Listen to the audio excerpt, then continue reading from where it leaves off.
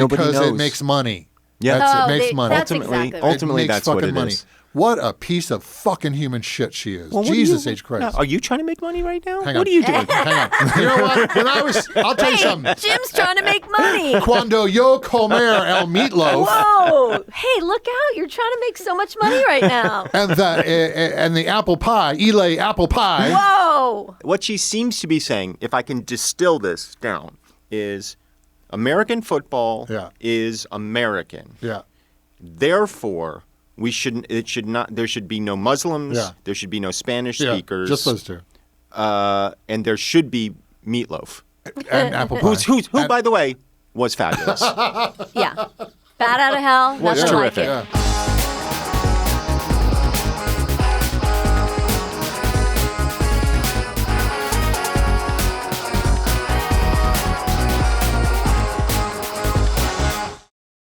It's Have I Got News for Your Ears, the podcast extension of the Have I Got News for You cinematic universe. I am your host, Michael Ian Black, joined by my best friend, Jodi Lennon. Oh, hi, and buddy. also Jim Biederman. Hi, guys. Hi, Michael. You know, Michael promoted the podcast for, how long have we been doing it now? 6 months? 7 This months? is our 700th episode. Oh, wow. Congratulations, everybody. Thank you. Where's the cake? I mentioned it on my your social media. on your Substack. Oh, my Substack. I believe, right? Right. That's a good. And is it Substack or Medium? Which one are you? Substack. Substack. And he said, it's a lot of fun to talking blah, blah, and I make fun of Jim. That's right. Something like that. That's what makes it fun for me. I must say, I enjoy it as well. Right? Yes. Yeah. Is it bad that I enjoy it too? Well, that's 'cause what I'm makes it dumb. enjoyable for 'Cause- me. Like, if it upset you, then it wouldn't be fun for No. me. I don't want to upset doesn't- you. It doesn't upset me, no. No, I know. You derive. There's a thrill I get out of it. I think so. I actually the more severe and pointed, I find highly entertaining. I don't know why.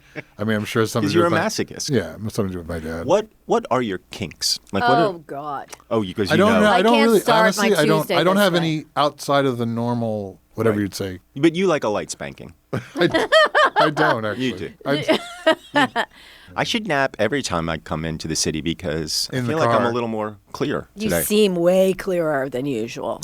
I have, as was discussed on Have I Got News for You, I was going to say the proud owner, but I am an owner of a Tesla. And you're not supposed to use the car in this way. But sometimes what I do is I put it on auto drive and then just close my eyes. Really? I get nervous with cruise control, and I'm still driving. Right. Well, you were in a plane crash, Jim. You were in a plane crash. I guess I just don't trust humanity, or I should say, software coders. For good reason. Yeah. Now, Shall to we the news. Yeah. To the news. Speaking of humanity, we did see some humanity. As U.S. Olympians walked into the stadium in matching Ralph Lauren ensembles during the Parade of Nations, choruses of cheers rang out across the crowd of spectators. Until U.S. Vice President J.D. Vance and his wife, Second Lady Usha Vance, were shown on the stadium's Jumbotron. At the sight of Vance waving miniature American flags from the San Siro grandstand, the crowd booed loudly. I don't know if you've seen footage of it. Yeah. It's amazing. I haven't seen the pretty footage. loud. Apparently, did NBC really cut out the booing when they showed? That's what I heard, but I've seen it. You can hear it. Okay. So I don't know if. I mean, it wouldn't surprise me. Well, we live in a country where the people who have the power are, for whatever reason, the biggest cowards. It's crazy. It is strange. We were talking about this earlier this morning.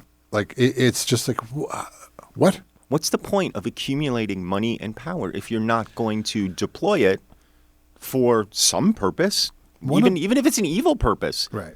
But That's the thing. One of the theories is, they don't give a fuck about being intimidated by. They're not intimidated.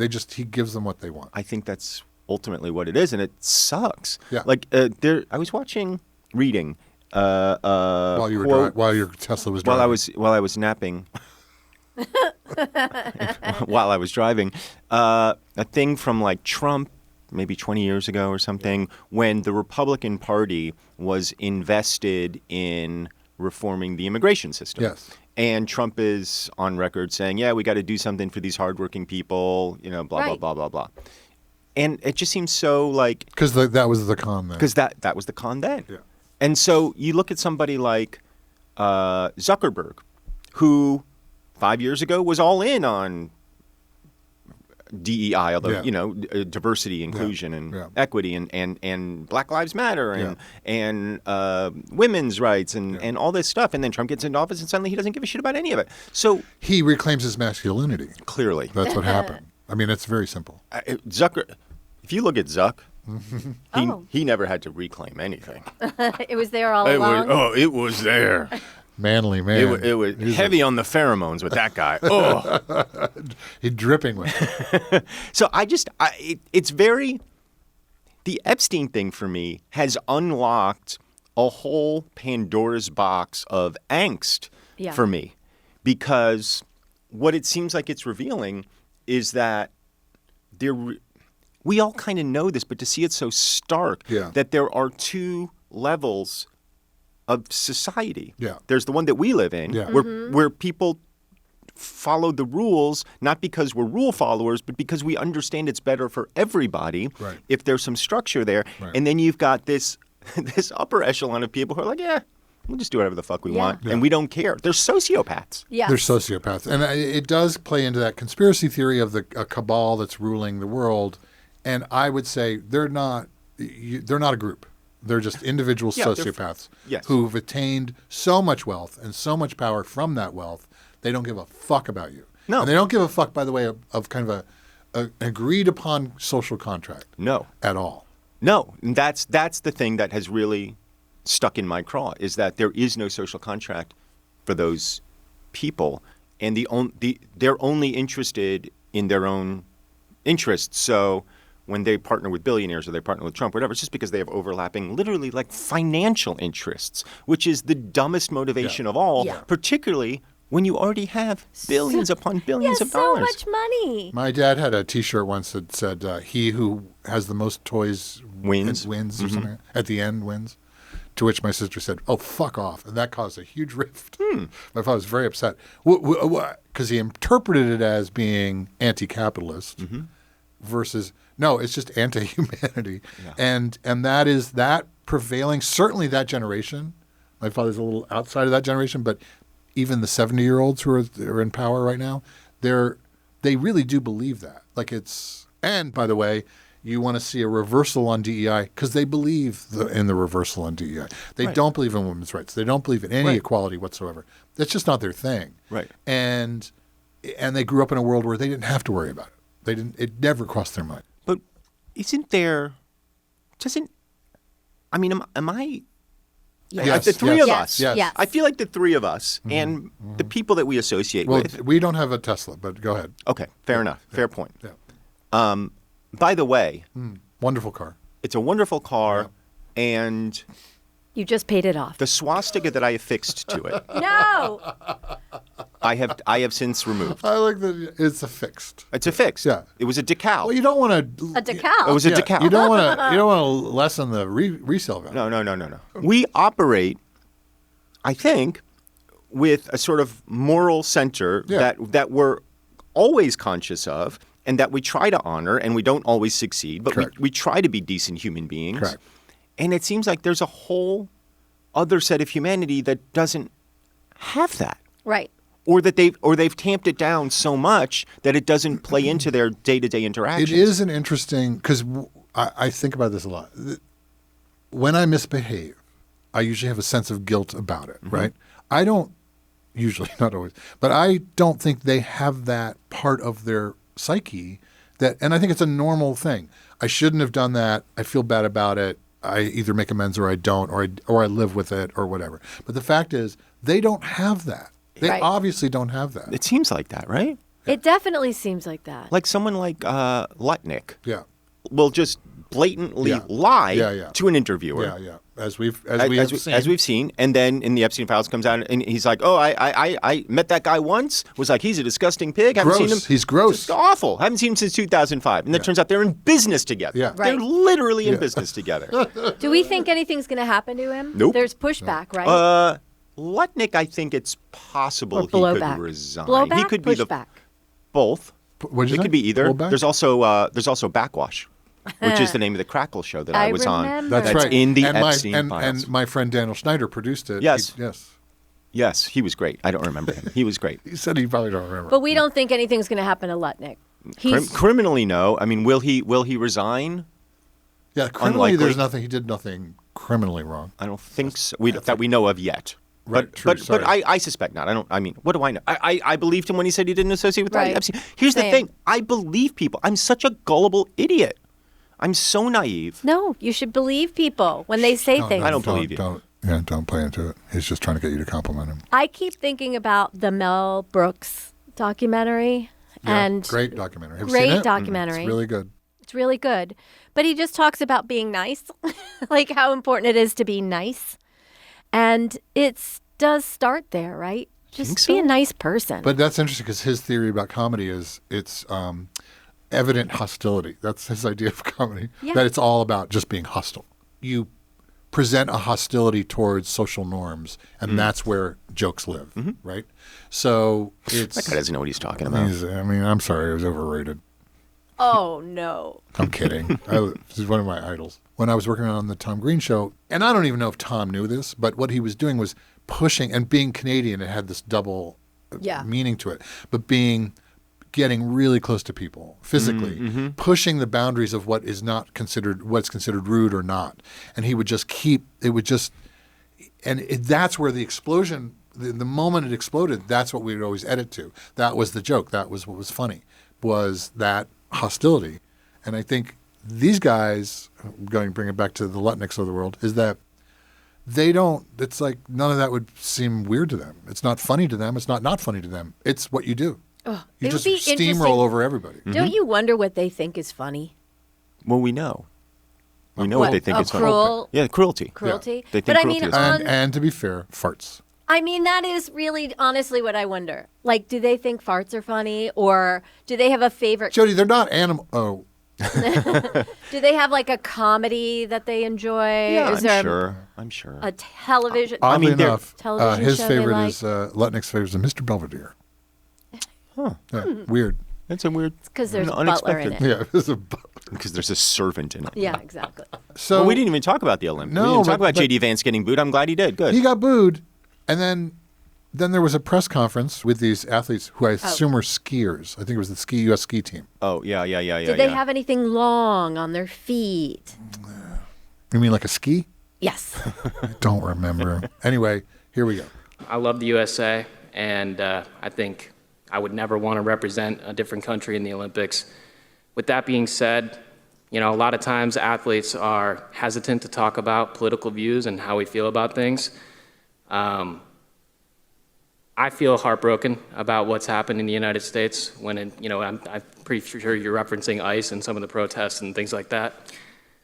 I think that as a country, we need to focus on respecting everybody's rights and making sure that we're treating our citizens as well as anybody with love and respect. And I hope that when people look at athletes compete in the Olympics, they realize that that's the America that we're trying to represent. That guy's going to be first against the wall. Soon as I'm president, first against the wall, that guy. He's standing up for and saying things that should be said in a place and time where it matters. Yeah. And yeah, he's going to get laid as a result. Yes. But Just these incredible bodies. Just that's the thing. If you're an Olympian yeah. and you're around other Olympians, Yeah. you're going to fuck. How are you not going to fuck? Well, some people are trying to control it so that they can use that energy to win. Yeah. But your events like day 2, day 3, then you're just there. Yeah. Oh, yeah. You're just hanging out. Then you're just there, like shirt off, flexing your abs, or the ladies are just kind of just doing one of these. Checking like a Club Med. their butts in the mirror. Yeah. Who do you think Okay. of the winter athletes? We're missing the point. We'll get to the Okay. point. For me, this is the point of Okay. the Olympics. Because that's all I think about when I'm watching the Olympics. I'm thinking about that village. I'm like, man, I really blew I it. took a wrong I path. really did. Yeah. Which of the winter athletes do you think get the least amount of sex? I'm going to say curling. Winter? Curling. Oh, no, that That's- slippery shoe? That's pretty hot. That one slippery shoe that they have. You think they wear the slippery shoe to bed? Yeah. Wear the shoe. The Winter Olympics. I think you're right. I think it's curling. It's gotta be curling. Like summer, it's shot put. Yeah, no question. Nobody's fucking the No shot put question. guys. Yeah. Anyway, Okay, so one member of the ski team, if that's a ski team, comes out and says, I'm going to speak my mind, blah, blah, blah. Is it a problem when the second guy says it? I think it brings up mixed emotions to represent the U.S. right now, I think. It's a little hard. There's obviously a lot going on that I'm not the biggest fan of, and I think a lot of people aren't. Just because I'm wearing the flag doesn't mean I represent everything that's going on in the U.S. So yeah, I just kind of want to do it for my friends and my family and the people that support me getting here. That's so exciting. What strikes me about these comments is they're pretty milquetoast. Yeah. And they're not necessarily even taking, you don't even, Sides, yeah. we interpret it one way, but you could possibly interpret it another way. You could, if you're a MAGA dude, you could interpret it, I'm upset with the protesters. I'm upset with this. I'm upset with that. We don't, because we think we understand the filter that they're speaking through. But when Trump then goes on and calls them losers and whatever. Oh, you mean like this? President Trump ripping those comments on Truth Social, calling him a real loser and saying if that's the case, he shouldn't have tried out for the team. You should have tried out for the team. So what is with that in mind? Is it are they supposed to align politically with whoever's in office Apparently. when there's Well, obviously you don't understand the definition of a loser.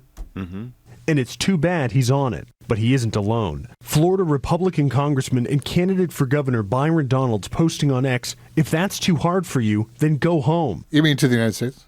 Go home to the United States? Where is he supposed to go home to? The United States. All They're right. in Italy, All right, Jim. so- that's where the Olympics take place. Yeah, but it this kind of year. also feels like, don't come, go somewhere else. Go away. Go home so we can arrest you. Podcaster Megyn Kelly posting Hess should be stripped of his ability to rep the USA. And YouTuber and boxer Jake Paul, pictured here at the games alongside Vice President J.D. Vance, pulling no punches. Well, he dates an Olympian Yes. who won last night. Austrian or something. Speed skater. Yeah. Oh, he dates an Austrian speed I think skater? she's, Swedish or Austrian or something like that. Well, Did she also get her face punched in by that guy? No, but her beard's also good. so I guess Trump saw it through a certain filter. But course he did. so did the MAGA people, like that. What's his name from Florida? and Megyn Kelly. Donaldson. Is Yeah, his name? Byron Donaldson. who cares? Byron Donaldson. Yeah, he's an Who ass. gives a shit? And Megyn Kelly. Fully cleaned out. Yeah. She's just the worst. Yeah. Okay, so I make a big Again, distinction. The worst with a shit ton of money. Yeah. I mean, she made $40 30 million from being fired from NBC. Yeah, NBC paid her $30 million to go away, basically. But she didn't. How much do you think We have to do CNN it. would pay me to go away? Maybe $10. $10, yeah.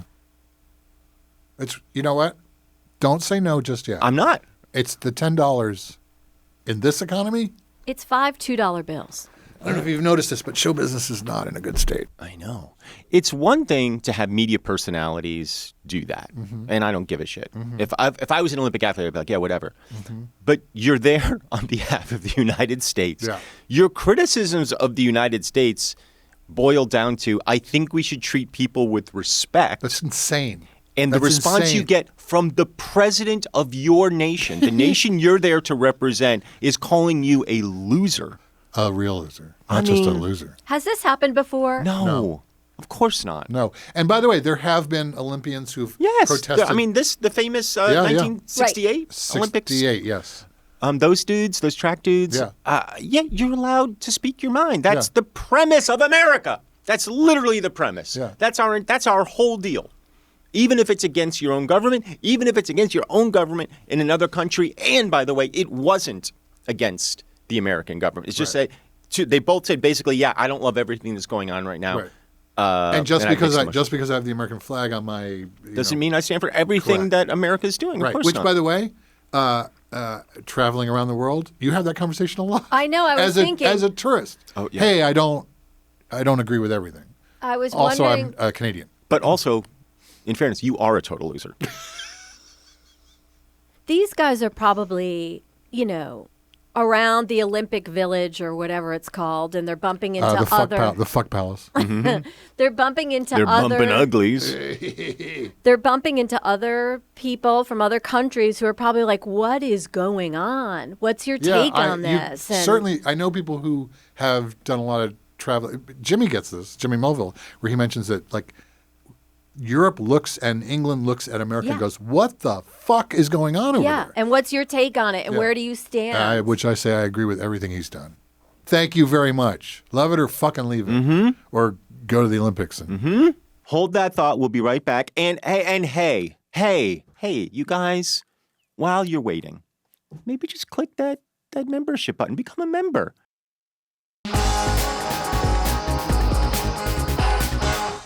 Here we go. Speaking of loving and leaving it, we had a Super Bowl this past weekend. I don't know who watched. Did you watch it? I watched it. I watched it all the way through. Then you saw the halftime. I did, which was quite impressive. I only Kid Rock tuned was in for the incredible. He was halftime. incredible. Oh. Kid Rock and the other three. Bradley Gladley. Bradley Gladley. Lee somebody. Lee Trice. And Gravin McLeod. Here's the other fucking commie version of that. Bad Bunny's halftime show. Most of it, obviously, not even in English. I just want to say this is Newsmax for those who are not watching the video cast of this. You have Forbes magazine with an article titled, quote, "What did Bad Bunny say at the Super Bowl halftime show?" Great question. President Trump airing his opinion over on Truth Social, saying in part, quote, "The Super Bowl halftime show is absolutely terrible, one of the worst ever.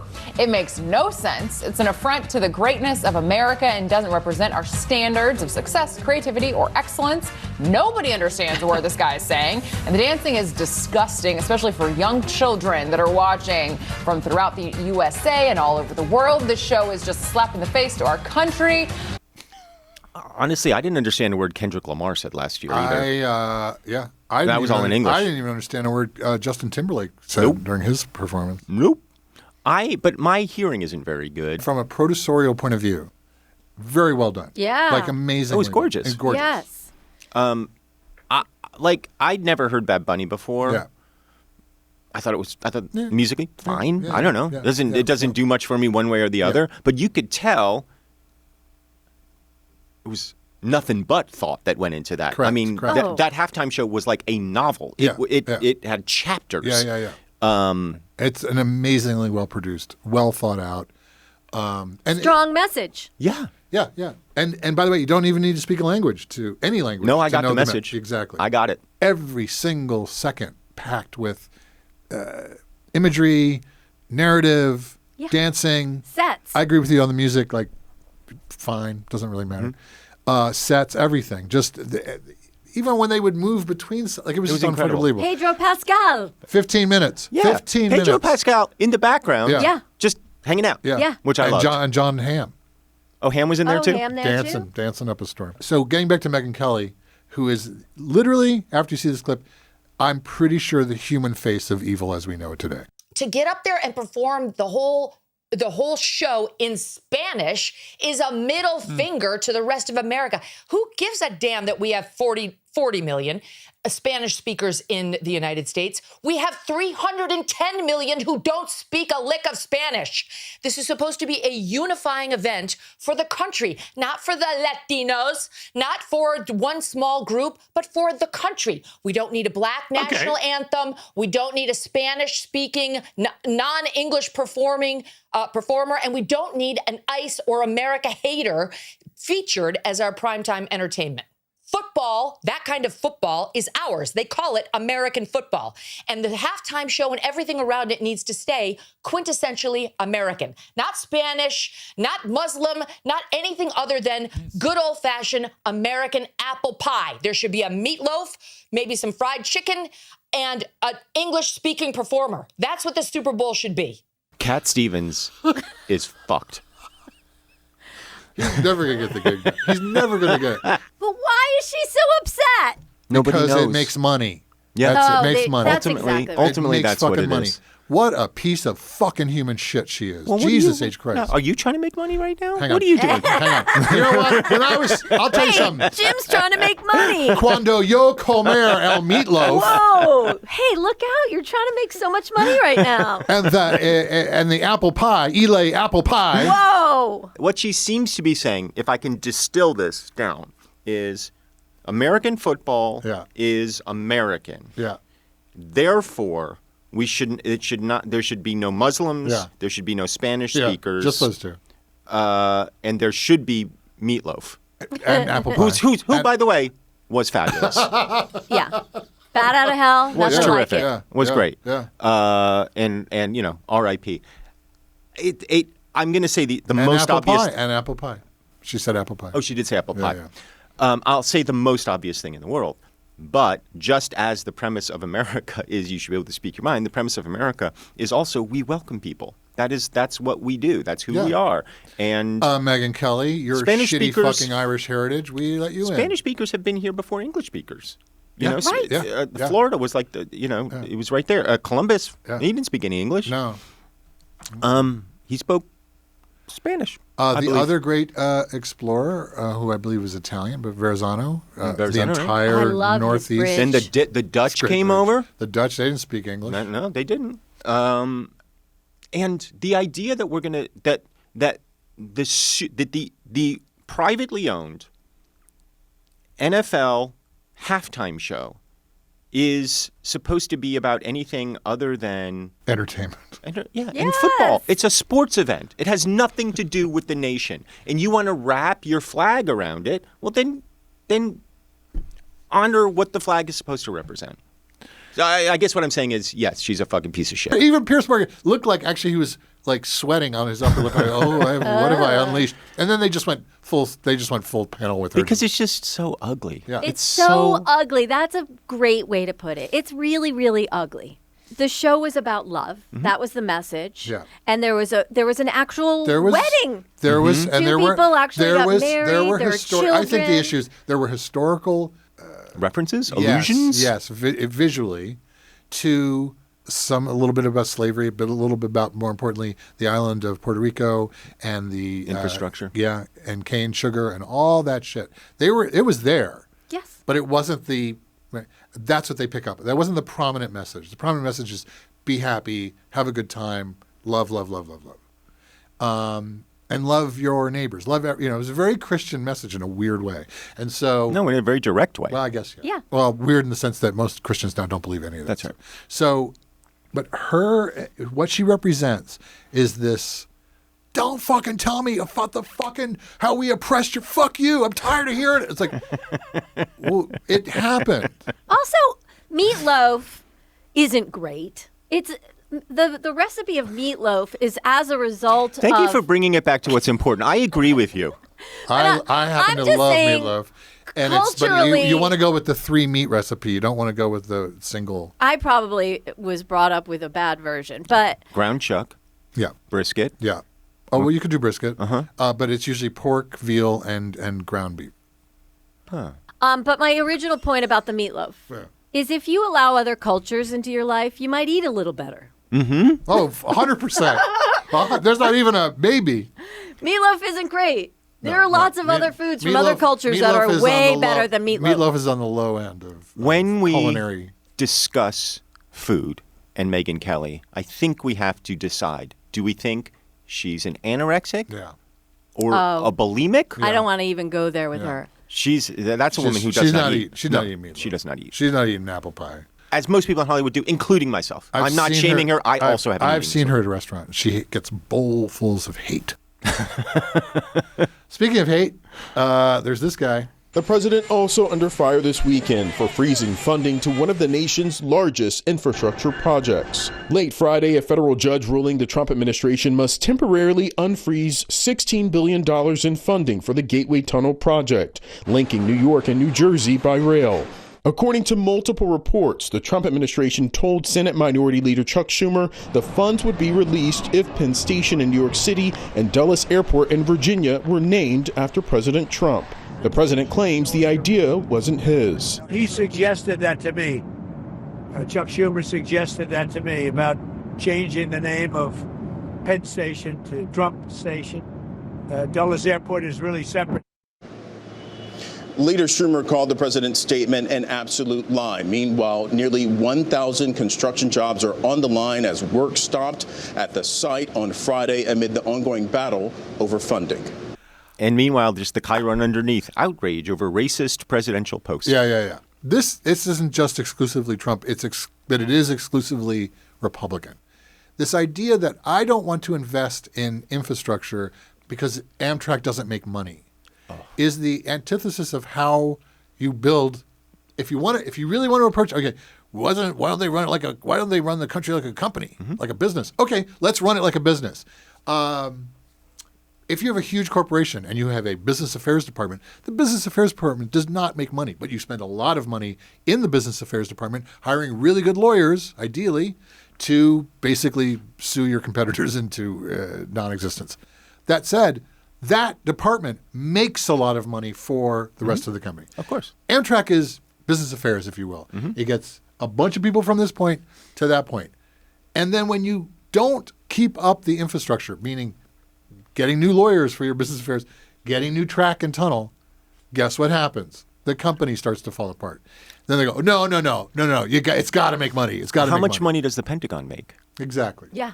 The government is not a for-profit enterprise. Right. It shouldn't be. But there's a huge chunk of the population that has fallen for the myth of it should be run more efficiently like a corporation. I've worked in a lot of corporations. They're not efficient.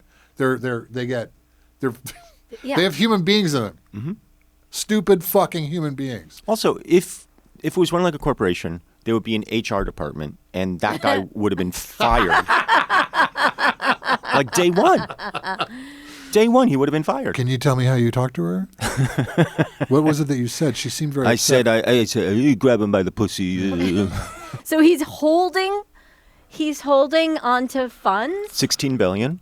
And so now we all suffer. Yes. Because things are just falling apart. And then this crazy thing of like, I don't know, make Penn Station Trump Station. Maybe we can. Like, wasn't my idea. Fuck you. Trump renaming or putting his name on Kennedy Center, or wanting to rename Penn Station, or building the his arc that he's going to build. Yeah, his Arch de Triomphe. Arc de Triomphe. Arc de Triomphe. De Trump. Trump. De Trump. De Trump. That he's attempting to outrun his legacy, right? Death, but also outrun his legacy that he knows deep down inside that wretched fucking piece of human trash is that somewhere there's a kernel and going like, I'm probably not a good human being. Well, he said it. And when history, he has. When history judges him, he knows what the answer is going to be. But if he's got monuments everywhere, maybe in his idle brain, that's the way he's going to outrun it. He's going to like, how bad could he be? They did the Kennedy Center. They named the worst train station in America after him. The one that smells like urine and loneliness and corn nuts. It is a specific smell, corn nuts. Yeah, if you've never been to Penn Station, you gotta go. You gotta go. Oh, I don't know if you gotta go. Moving along. Ghislaine Maxwell stonewalled Congress today, invoking the Fifth Amendment in a blanket plea to avoid answering any questions. Her lawyer told the House Oversight Committee that she's only going to talk if the president gives her clemency. Virginia Giuffre, the most prominent and outspoken Epstein survivor, told CBS in 2020 that Maxwell is a monster. She's worse than Epstein. She did things even worse than Epstein did. She was vicious. She was evil. Put it this way, Epstein was Pinocchio, and she was Geppetto. She had a behind closed doors deposition, and basically kept invoking her. But why? She just kept repeating it. This is what I don't understand. Why do we need to hear from her at all? She is a fabulist. Yeah. We already know she will say or do anything to keep herself out of trouble, out of jail. Yeah. So what is she going to provide that is of any use to anybody? I think James Comer was using her testimony as an attempt to, she said Trump was not a problem, wasn't it? And I think even he was surprised by her saying, hey, look, if he pardons me, I'll tell you what you want to know. And by the way, he and Clinton, they did nothing wrong. Right. Which we know is a lie. Right. We know. Right. I mean, in fairness, we don't know about Clinton. What I've read about Clinton so far actually seems to support the idea that he didn't do anything improper. I have no. Well, it's interesting. I don't care. Like if he did, fine, let him die. I think fry the him. Clinton story's again in that weird world of, hey, I'm going to start a global initiative, and I need $5 million to do it because I'm not going to put my own money in it. And she was the one, according to the files, that did a lot of the running around and getting him that money. It was her as opposed to Epstein. Epstein seemed kind of on the outside of that. I read in somewhere that she said that Clinton was her friend, not Epstein's. even though obviously they knew each other. Clinton was, there's pictures of him getting like a massage or in a pool or whatever, but there's nothing that seems to tie him to underage anything. Right. Whereas there's testimony of people going like, yeah, Trump and Epstein like sold me into bondage or whatever. Like there's all kinds of allegations against Trump. But from Ghislaine's point of view, obviously what she wants is freedom. Yeah. And so she's going to say or do whatever she can to get that. She's already in a situation which seems lighter than she should be receiving. She has like animal therapy in there. You know what I mean? Like she has pedicures. Yeah. She's getting her hair dyed. She looks good. She looks pretty good. She looks pretty good. Yeah. What do we think is going to happen? Well, Trump hasn't come out and said he won't pardon her, and he's also said he won't not pardon her. He hasn't said one way or the other, but he's got it. He can't pardon her. He's got to realize that it's just like at that point, he's just cut the rope and the boat's just floating off. I mean, yeah, I guess in his mind, it's a political calculation of I can pardon her, and then she will say I'm innocent of everything, even though I know I'm not. But in doing so, I will so enrage his own base that he risks losing the limited political capital he has, or he could not pardon her, and then that runs the risk of her spilling the actual beans. So I guess that's the political calculation he's trying to make. Like, can he keep her quiet? I don't know. One last clip. Of the 3.5 million documents that have been released, I probably had the opportunity to review maybe 30 or 40 of them. Okay, so this is going to be an extremely time-consuming and painstaking process. The Attorney General and the Department of Justice have said that this process was something that was completed by them back in July. These materials could have been released long ago, but they're just being released now. And if every member of Congress who voted for the discharge petition, if all 217 of us spent every waking hour over at the Department of Justice, it would still take us months to get through all of those documents. And there are only 4 computers now, so they would certainly need to get a couple hundred more computers for all of the members. But the point is that there is no way before Attorney General Bondi arrives on Wednesday that we're going to have the opportunity to go through every redaction in order to ask thorough questions. So the Department of Justice set up I guess in a library somewhere, these 4 computers with, by the way, software that no one knew how to operate, which is great.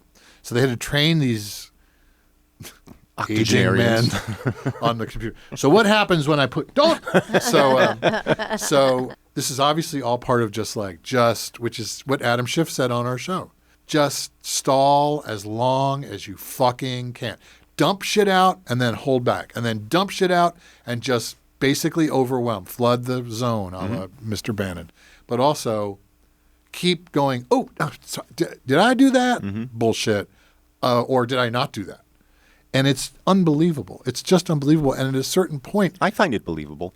I'll tell you why. I guess it is unfortunately believable. It's incredibly disappointing as an American because when you see what's going on in England, they have they might as well shackle the former Prince Andrew up now. His brother's not, the family's not, like he's persona non grata. Mendelssohn, an ambassador, persona non grata. It looks like fucking Keir Starmer's going to go down with this, even though he had nothing to do with it.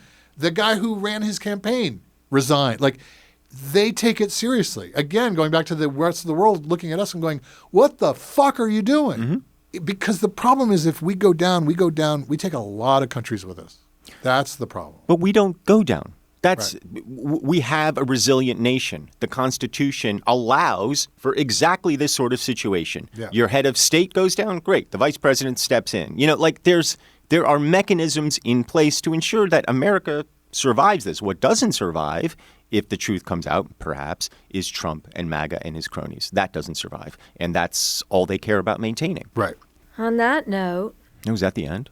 Do you have something else to say? No. Is there some other smart alecky thing to say? No. Michael Smart Alec Black? Wow. Like, I like having a good time with you, and we should continue to do that. But you got to know where the line is, man. Guys, don't. Why? Do I sound too much like Martha? Is that the... Well, thank you, Jodi. Thank you, Michael. Thank you, Jim. We're going to take a quick break, and when we come back, I'm going to play a game with a member of the Have I Got News for You studio audience who will be joining us momentarily.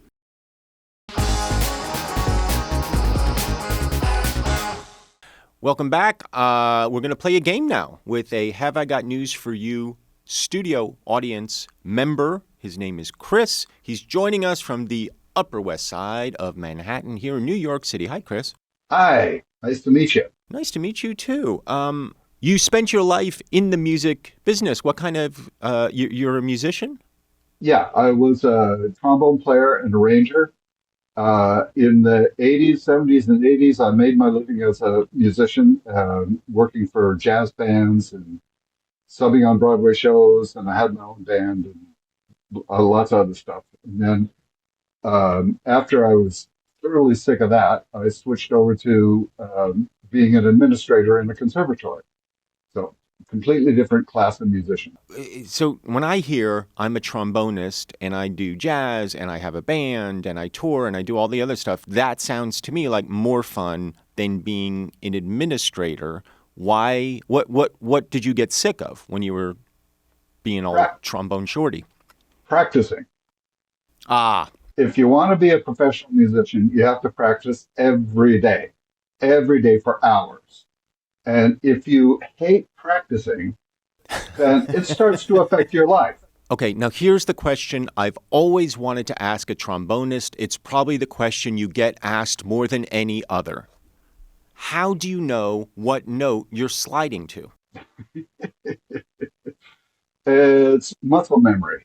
You know, you learn to put it here for this note, and you put it there for that note. And there are no signposts along the slide. You just have to know from muscle memory. There's one little thing. The bell of the instrument is over here, and the slide goes by it.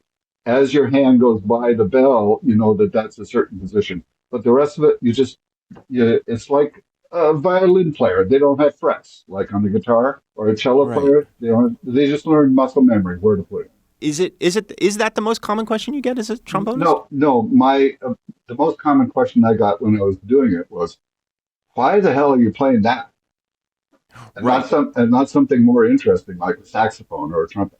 Are you ready to play a game? I am.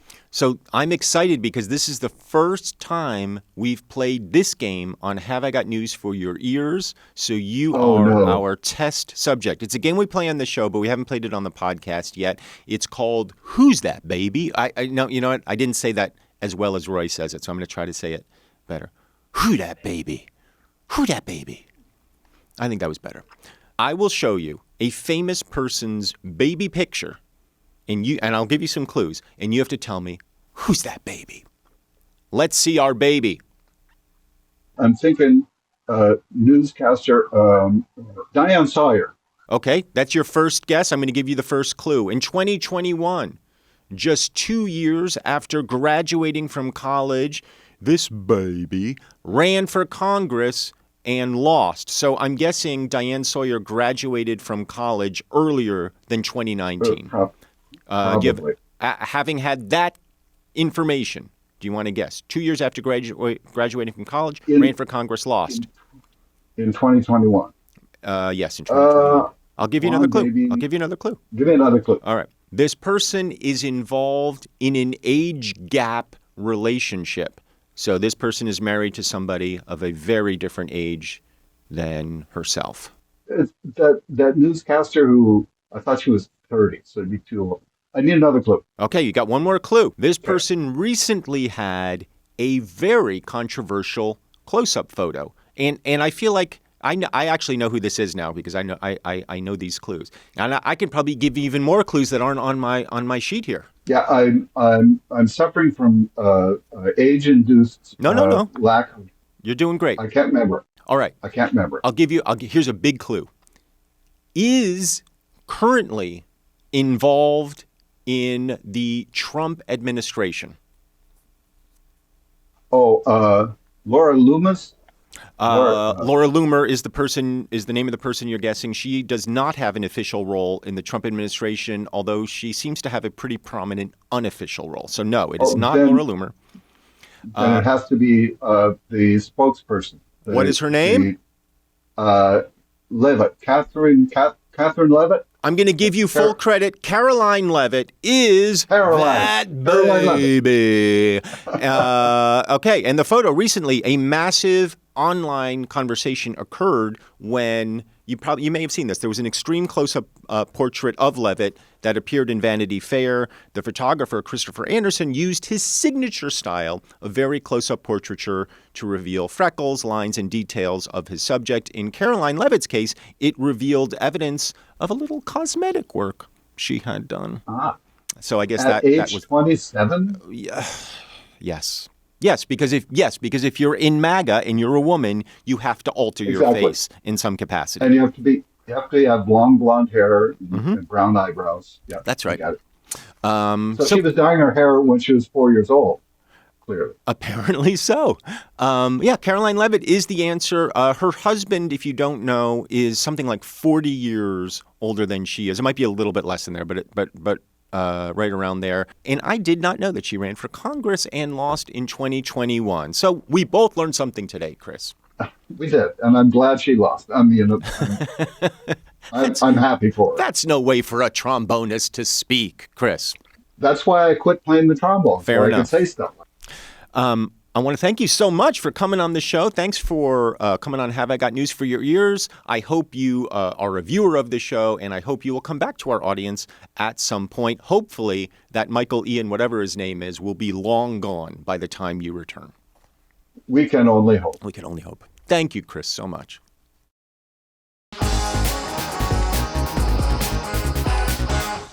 Thanks for joining me on Have I Got News for Your Ears. I'm Michael Ian Black. I want to thank our HIGNFYE fan, Chris, for playing our game, Who Dat Baby? And, of course, my co-pilots, Jim Biederman, Jodi Lennon, and all of you. And we will see you next week on a brand new episode. Have I Got News for Your Ears releases new episodes every Wednesday. Don't miss an episode. Follow us on Apple, Amazon Music, or wherever you get your podcast. Even better, you can watch the VODCAST on Spotify or on the Have I Got News for You YouTube channel. And while you're there, why not follow us and subscribe? Right? Hey, don't forget to subscribe to the HIGNFYE YouTube channel and be sure to click the bell to stay on top of all our great content. Even better, become a member for exclusive content, early access to videos, members-only shoutouts, and more. Click the join button below.